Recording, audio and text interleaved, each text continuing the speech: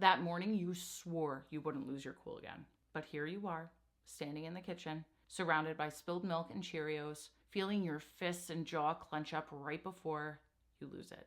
If this sounds familiar, you're not alone. And there's actually a lot more going on beneath the surface than you might realize. Today, we're diving deep into the real reasons behind parental anger, some of which may surprise you. And spoiler alert, it's not because you're a bad parent.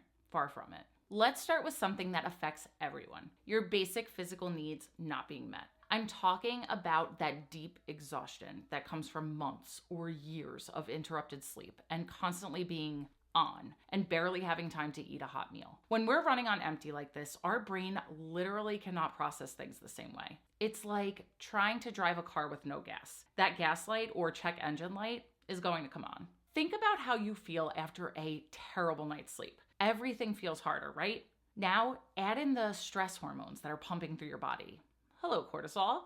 And it's like your body is constantly in survival mode. Makes sense why we'd be angry. The next one is huge, and it's something that caught me off guard in my own parenting journey. Often when we get triggered by our kids, it's actually bringing up stuff from our own childhood that we haven't fully processed. You know that moment when your child does something and you hear yourself saying exactly what your parents said to you? That's not a coincidence. These are called generational patterns, and they run deep, and sometimes they pop up when we don't expect them to. This could look like you getting especially angry when your child talks back, because that was a huge no-no in your household growing up. Or maybe defiance triggers you, because you were always expected to be the good child. These unresolved issues can pop up in the form of anger. And these can be little things too that you may have deemed insignificant or dismissed over time. So don't think that it has to be something that had a huge effect on you as a child, because it definitely doesn't have to in order to make an impact in your parenting. Let's talk about something that's affecting parents now more than ever, and that is the pressure of modern parenting. The Instagram rabbit hole of perfect looking families with their matching outfits and spotless homes and kids who apparently eat kale for fun. None of that is happening over here, which I know is normal, and I still find myself questioning sometimes if I'm doing it right. We are living in this world where we are bombarded with information 24/7. One expert says to do this, and another says it's totally wrong. And then somewhere in the middle, we're just trying to figure out what works for our family, which is why I am such an advocate of balanced parenting. And then there's this whole work-life balance thing, right? Whether you're working outside the home, staying home with your kids, or doing some combination of both, the pressure to do it all and do it perfectly is real, which could definitely build and cause us to, well, be angry. Okay, let's get into some brain science, but don't worry, I'm keeping this super simple because honestly, who has the brain space for complicated when you're parenting toddlers? Your brain has this amazing built-in alarm system that's meant to protect you from danger. But here's the thing.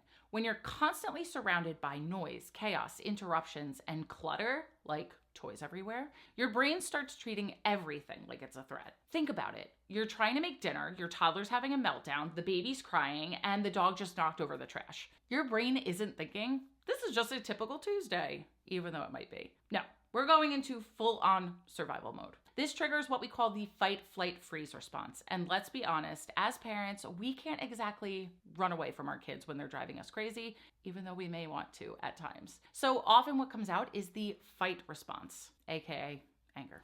Something that I see all the time, and trust me, I've been guilty of this one too, is expecting our kids to be able to do things that their brains literally aren't capable of doing yet. Think about it. How many times have you said something like, they know better? Raising my hand here. But here's the thing. Just because they know something doesn't mean their brain can actually do it yet. That prefrontal cortex, the thinking and reasoning part of the brain, isn't even fully developed until our mid to late 20s. So when we expect our toddler to control their impulses or our preschooler to understand complex reasoning, we're basically asking them to use a part of their brain that's still under major construction. And even if they can use a skill that comes from the prefrontal cortex, you can expect it to be very intermittent. Also remember that every child develops at their own pace. And when we put these unrealistic expectations on our kids, guess what happens? We get frustrated and angry when they can't meet them. Okay, now let's talk about something that doesn't get enough attention. The massive identity shift that happens when we become parents. One day, you're just living your life, and the next, you're responsible for someone else's life. everything changes. Maybe you were the life of the party, always ready for one more adventure. But now you find yourself declining invitations because the thought of managing your toddler's schedule and social energy feels overwhelming. Or maybe you were super career focused, and now you're trying to figure out how to balance that with bedtime routines and doctor's appointments. Your relationship dynamics shift, your priorities shift, even the way you spend your free time shifts. And while all of this is totally normal, it can leave us feeling like we've lost a piece of ourselves, which, you guessed it, can lead to feelings of frustration and anger. The mental load of parenting is exhausting yet inevitable. You know what I mean, that constant running list in your head of everything that needs to be done.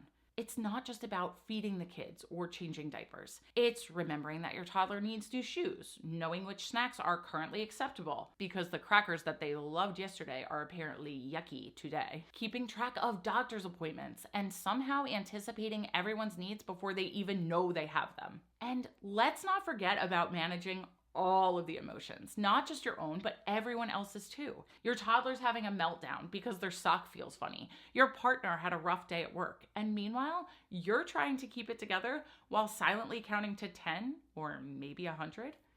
It's a lot. They say it takes a village to raise a child, but the reality is modern parenting can be incredibly isolating. We're often living away from extended family, trying to do everything on our own and feeling like we should somehow be able to handle it all. Gone are the days when you had grandparents next door or aunts down the street to help out. Now, a lot of times we're living in our own little bubbles, often without the support system that parents really need and honestly deserve. When you add in the cost and complexity of finding reliable childcare, it's no wonder we're feeling overwhelmed and yes, sometimes angry. This is one of the reasons I created the Life with Littles Lounge, to create that support system for toddler and preschool parents in such a critical yet stressful time. I wanted to make this super accessible, so come join your village for only $7 a month. You can visit the link in the description to sign up or to learn more. So the next time you find yourself getting triggered or angry, remember, there's actually a lot going on beneath the surface. Understanding these hidden reasons isn't about making excuses. It's about having compassion for ourselves and recognizing